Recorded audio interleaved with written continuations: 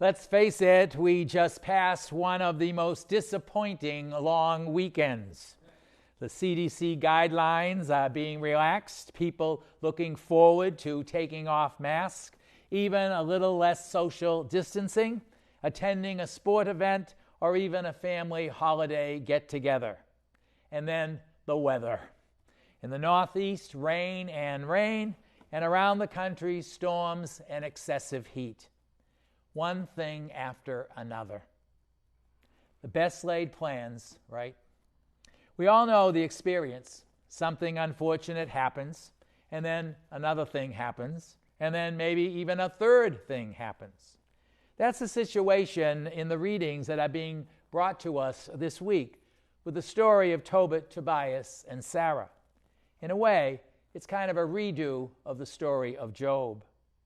Tobit, a just and charitable man, goes blind, a metaphor for the loss of relationship with family and with God. It's too much, so he wails, "Lord, command me to be delivered from such anguish. Let me go to the everlasting abode. Lord, refuse me not, for it is better for me to die than to endure so much misery in life and hear these insults." Death is his escape. For Sarah, who lost 7 husbands before the marriage bed, is equally despondent and seeks the same escape.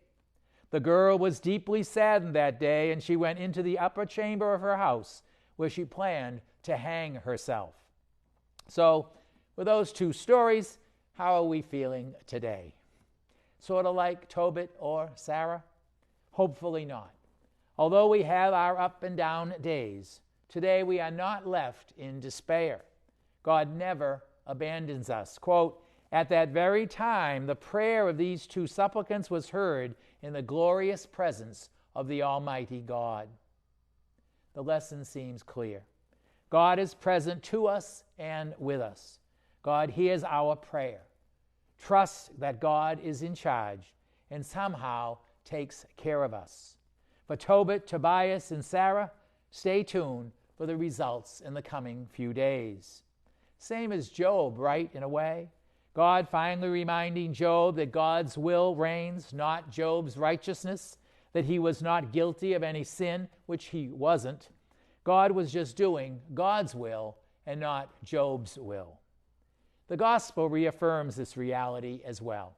Whatever happens here on earth, as crazy as the wedding situation presented to Jesus, the point is that God is in heaven and he is in charge.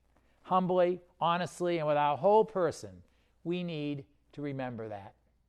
Feeling down today? Cheer up a bit. Disappointed with the weekend weather? There'll be other weekends. Look forward today with hope, for you are nestled in the palm of God's hand, who loves you deeply. And that's fantastic. So have a happy day.